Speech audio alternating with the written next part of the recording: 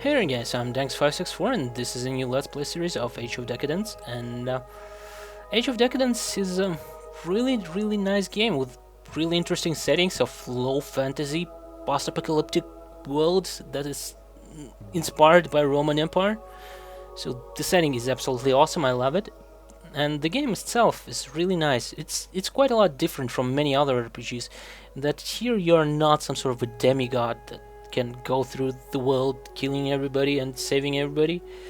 You probably would be better described as a competent dude that can actually do some stuff but cannot do all the stuff. So that's one of the huge advantages of the game, in my opinion. But let's just continue on. I'll be playing as Praetor. There are like quite a few, well, sort of classes, but more like storylines. Depending on which will you choose, you will probably progress in a bit different way. But it doesn't mean you are locked in from everything, right? Some of them might be like Drifter can pretty much pick any, I think, and as well as Mercenary from what I remember. But anyways, let's just get into character creation. It will be Praetor of Hout Darton, and what I'm planning to do is play as a bit of more jack of all trades game. So we'll focus probably more on social skills than on combat skills, but we will be able to combat, so because I really like the combat in this game and I would like to show it to you. It's pretty hard, but very rewarding when you actually succeed.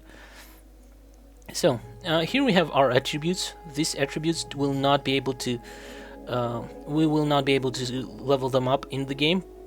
Strength is responsible for damage, and also I think it affects block.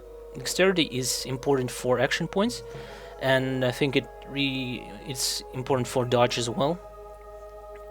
So high dexterity is probably for people who will be using dodge and light armor, because light armor doesn't restrict your action points that much, while heavy armor will restrict your action points by quite a lot, but you will have better protection. So then there is constitution, which is hit points, obviously. Also I think it affects block somewhat. Then there is perception, that affects your accuracy, and it's pretty nice. So then there is intelligence. It affects how much skill points additionally to your skill point rewards you will get. And there is charisma, that is reaction bonus. I'm not too sure how reaction bonuses affect people, but it's quite often used in the dialogues. So you'll, for example, need to convince somebody, you will probably use some persuasion plus charisma skill check. And all of these attributes, they will be affecting your gameplay in skill checks. For example, you need to sneak into somewhere, it'll probably use sneak and dexterity, or you need to climb up somewhere, it'll probably use strength and dexterity, or something like that. And maybe you need to solve some puzzle, you'll be using intelligence plus maybe lore or maybe crafting or something like that. And the combat is pretty straightforward. You have your choice of weapon that you will be using. So, and then you have two ways of avoiding attack. This is dodge, which you pretty much, well, dodge, and there is block, that you, well, block. Block is probably better used with heavy armor, because heavy armor restricts your dodging capabilities and simply avoidance of damage, but you will be having a shield that will compensate for that. While dodge is better used for light armor. You will be able to dodge better, but if you got hit, you will suffer quite a lot of damage.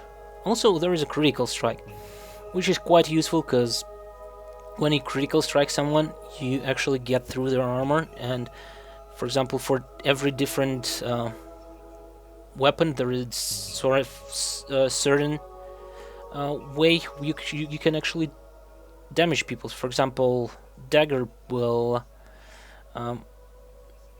I think it will completely ignore armor. Sword will cause bleeding or something like that. Axe, I don't remember. Axe will cause more damage with the attack. Hammer can damage armor, from what I remember, or something along the lines.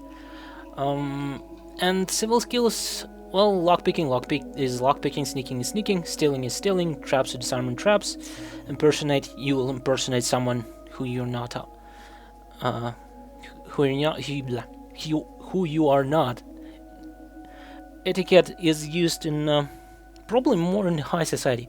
I played a game with a lore master who had etiquette of 3. I think I got it from an NPC, and I haven't actually encountered lots of uses for etiquette, so maybe we'll encounter more with Praetor, but we'll see. So I'll just put 1 point into it, because I know that in the start of the game you can actually get an armor with etiquette, but otherwise I don't think we'll be using a lot of it. Then we'll go for Persuasion, to be able to persuade people. Streetwise and Persuasion, they are very close together. Like, Streetwise is used quite often for Persuasion as well, but maybe it's like gives different types of arguments. Also, it's used to spot somebody doing like shady stuff, maybe somebody trying to scam you or something. Alchemy is pretty good, because you'll be able to make different poisons, bombs, not wildfire, something like Greek fire, liquid fire, or something like that. Crafting is absolutely amazing. It's not only you will be able to craft great equipment, like probably best in the game you'll be able to craft, but it also quite often used in checks. So that was something we're gonna be using. But I actually want to take lore, because lore you'll be using when you explore some sort of ruins or something, and you've encountered a device that you don't know what it does. Because in this setting, well, I'll talk about the setting a bit later. So you don't know how to use the device, and you need to activate it with lore. Trading is good in that you can sell stuff for more money, and the sale prices, like basic sale prices, as you can see right over here, you will be selling the item for 15% of its value, and it's not the 15% of the value of the person who's selling it; it's a 15% of a sale value. So, for example, items cost like 500. Sale price will be 200, and you'll be selling it for 15% of that. You'll be pretty much doing nothing in money. And if you want money, basically you want trading. Also, trading is used to bribe people. And here we have reputations with different types of houses, which is strange. Wasn't House Dartan? Oh, it's because I reduced my charisma, right? Like, I'm pretty sure that's what had happened there. And here we have reputation with all different factions. So let's just get into the game, and we'll talk a bit more about the setting. Okay, the game is loading. So the game is set in, as I said, post-apocalyptic, low fantasy world inspired by Roman Empire. And the thing is, something like happened, some war happened a long time ago. Nobody actually sure when it was, but it was, and some sort of gods and demons were fighting on either side of the war, and after that, civilization pretty much came to an end, and now people live in what's left of it. Like, all the great houses still try to control the remnants of the cities that are still there, and you are a Praetor of House Dartan. I would suggest you really actually reading all this stuff, because the text in the game, the script, quests, all their descriptions are really good. I will try to just make short explanations of them, but I would really suggest you to read it. And we start in Teron, small town crumbling in the south of what was the Empire, and this town is controlled by House Dartan, which we are being a Praetor of. So Lord Antidus is our lord, and he calls us up to become our Praetor and sends us on a small quest. So here he is. I'm gonna go and talk to him. This is a very, very, very text-heavy game, so and it's really well written. So yeah, you would probably be have a lot of fun just reading text, but I'll try to summarize what he's saying. Basically, there was a trader murdered, and this trader was carrying something for Lord Antidus, but the the Traders Guild hired assassins to kill him. And I'll remind Merchants Guild who runs this town, but I need an armor for that because I want to look fancy. So that's what etiquette does. And he tells me to talk to Deller. Deller is his second in command person. And what exactly am I looking for? Well, I'm looking for a map that he was about to give him. So of course I'll do it, my lord. See, we got an armor from Deller, and here we are in the Commercium, in very richly decorated building, and we'll need to talk to Linus, who is our leader of the Commercium. So basically, he wonders why are we here, and we tell him that he pretty much should know why we're here, as that the trader was carrying a gift for our master, and we are here to collect. He, of course, will give it to us, and he asks what else he can do for us. And we need to make an example of people, because that's Lord Antidus town, and nobody messes with him here. And of course, he'll do that. He'll arrange the delivery of the head of the offending party, but we don't need some beggar, right? Them to deliver some beggar's head. What actually is the person who's responsible for that? So we tell him that since we have a good streetwise, he will see to it that the person responsible will be taken to us. And this guy, Xenos, he was responsible for the hit, so we talk to him, and we pretty much say him that Lord Antidus sends his regards, and that he shouldn't mess with our lord. So, and we can actually decide whether we want to kill him or whether we want to get something from him. It might be money or it might be an item. Or we can just simply kill him and give his head to our lord. I played, I started the game with Praetor just to check if it works okay-ish. And I know that if we cut his throat, we can give it to Lord Antidus, and he'll give us a scroll that will increase our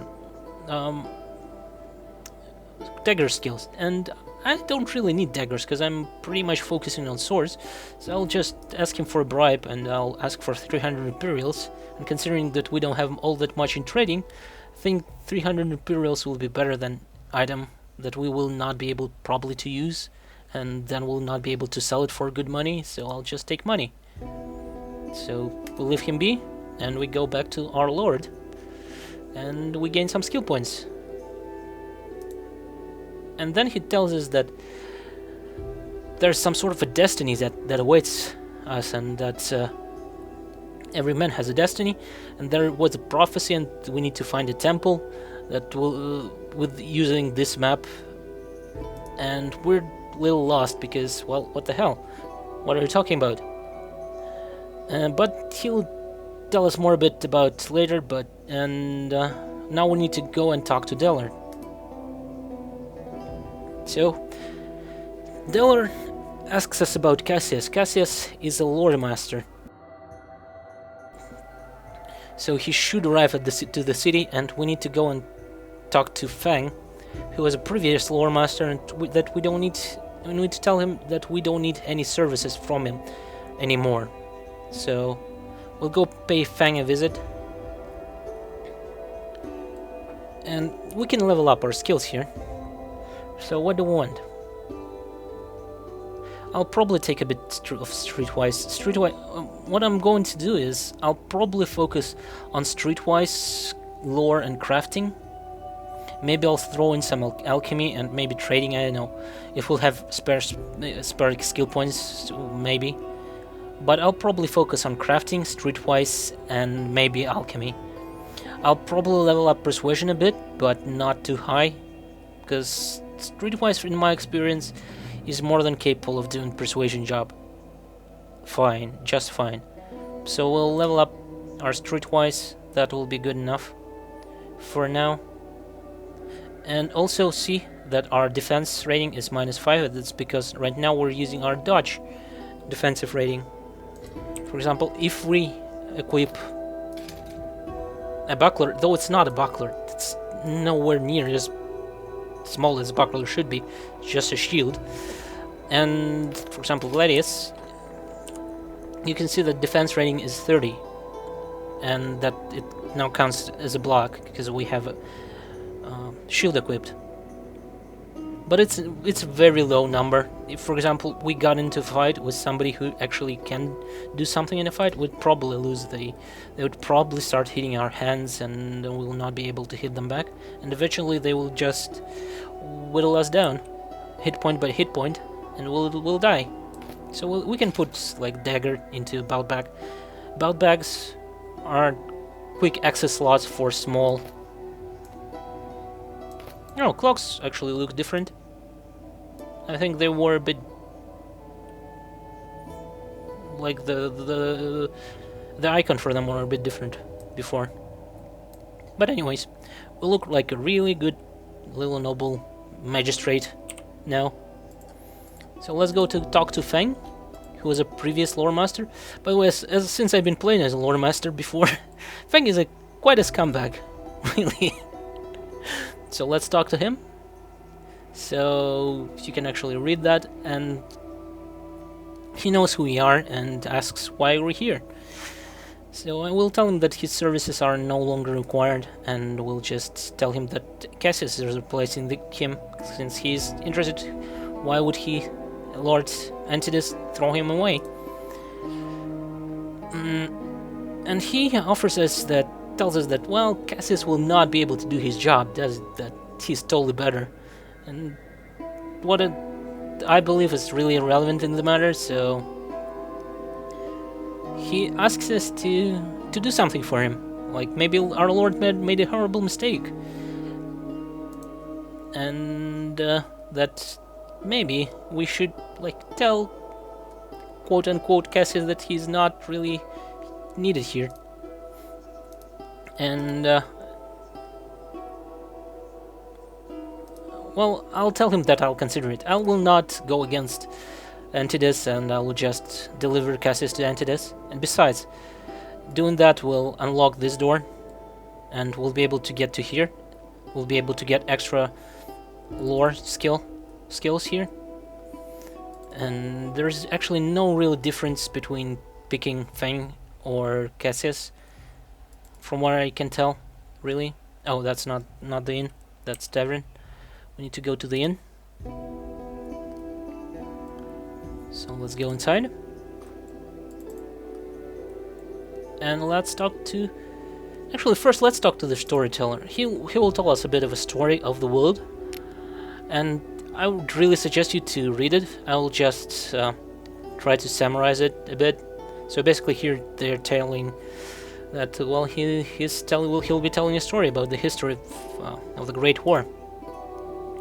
So there was an empire, and there was Quantari that, well, somehow appeared and was very devastating. They summoned demons, and in response, Abu Hassan ibn Haddad al-Sarbi, the first of the Magi, was able to call in for allies. So the allies appeared, and they were like gods to fight the demons that Quantari summoned. So, and well, they fought, and there was a great conclave and all that.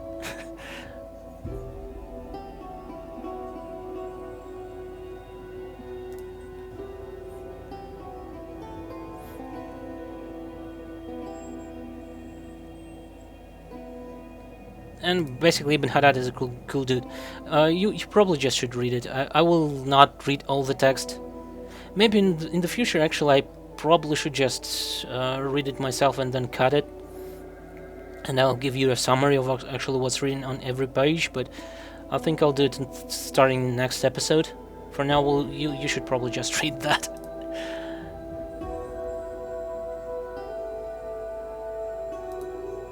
Oh, and here, well, basically, we can ask him about the story. I read the story, so I know the gist of it. And basically, I ask him, does he really believe in demons? Do you believe that they were the reason the Empire fell? And sure, he tells us that he believes so, because, well, what if not demons could destroy the Empire of old? But surely there is more to the story. What about Kuntari themselves? Were they really bloodthirsty savages, as the stories say?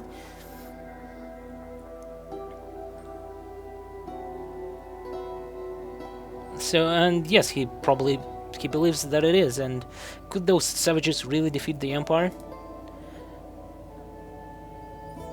And well, yeah, there were quite a lot of people. There were quite a lot of them, and it was probably just a fate. And since our intelligence is quite high, we can actually tell him that fate usually works in subtler ways than sending fleets of savages, major demons to our shores. Does it not? And that opens a separate quest possibility for the future. That now he tells us that when he was in Lord Galli's library, he saw the picture of Kuntari working together with the Magi, and it's not something we ever heard that actually happened. So we ask, was it really a Kuntari? And he says that yeah, on the drawing it was definitely a Kuntari with feathers and stuff like that. So what does this drawing mean? He doesn't know. He's just a storyteller, but it does make you wonder, does it? And we can ask him about Ibn Haddad, the first of the Magi. And, well, he was pretty cool dude, apparently.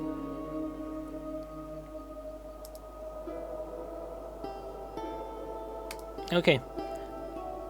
Now, let's talk to Cassius. And we can lure him to the abandoned house and kill him. Or we can take him to Lord Antidus, which I will do. Feng will pay us if we take him to abandoned house, but I would prefer lore from his house instead. We got some skill points for that, some Imperials, and reputation increased, and their loyalty increased as well, which is nice. So now, Delor sends us to intercept Cyril Lore Master, who is being escorted by our House Aurelian legionnaires to the dig side somewhere that is totally in the sphere of influence of House Darton. We'll surely do that, but first let's go and pick up some lore from Feng's house. Now, as you can see, Feng is gone. He picked up his stuff, but there is still that document here, and we got one lore, which is pretty nice. You can actually enable and disable this what there is interactable in the world by clicking tab, which I usually play with tab on. And for example, like here, there are vines. We can attempt to climb them, but since our dexterity is quite low, we cannot get up here. And there might be something interesting there. So, let's go back to the palace for now. Let's go talk to Cassius. He probably will be able to teach us something. Talk to Delor. I'm here to see Master Cassius. And I want to ask you some questions. So we can ask him more about Kuntari and about the allies that we summoned. And he will tell us more a bit. He tells us about some sort of being that was able to kill thousands of soldiers, and that Thoth Agothor was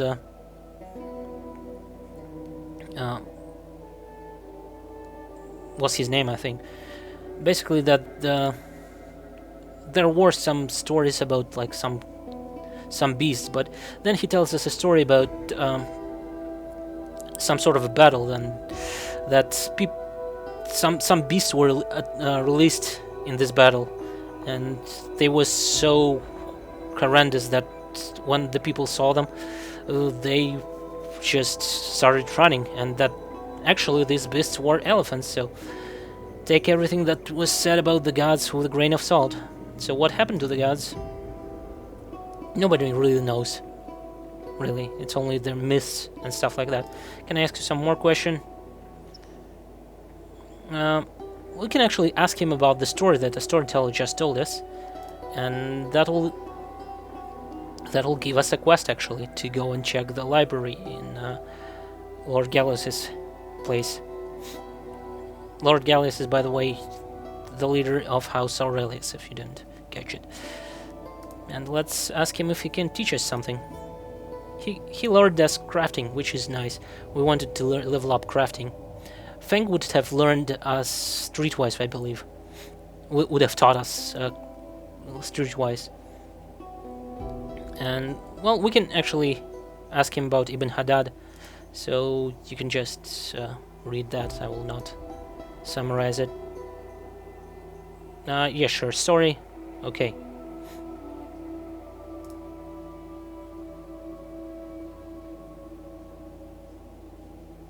So he basically tells a story about how Ibn Haddad summoned a demon and tried to get the knowledge of the demon, but the demon said that he will need to release him to actually get the knowledge he needs. And Ibn Haddad actually released the demon, and demon rebelled and threw Ibn Haddad out of the way, and we don't actually know what happened after that.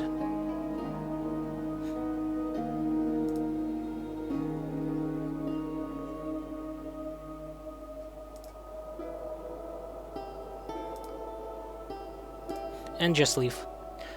So, let's just intercept. See, now our crafting is at level 3, which is really nice. At level 4 we'll be able to craft iron armor. Right now we can actually craft bronze armor, but I don't think we're gonna do that. Armor we have is it's actually pretty nice. It's bronze Praetorian armor, which has decent damage reduction, as you can see right here. And it has maximum AP of 9, but since we have 8, it doesn't really matter all that much. It has armor penalty of 25, so... let's go to Dr. Deller and let's intercept Cassius. Not Cassius. Sahrab, I believe. Intercept Aurelian Legionnaires. So, there is a Aurelian man slowly moving towards us. They are beaten up a bit, and as they see us, they tell us that traitors ambushed them. We ask who's their friend, and it's Sahrab, Loremaster, working for Lord Gallius. So we'll tell them that they'll have to come with us.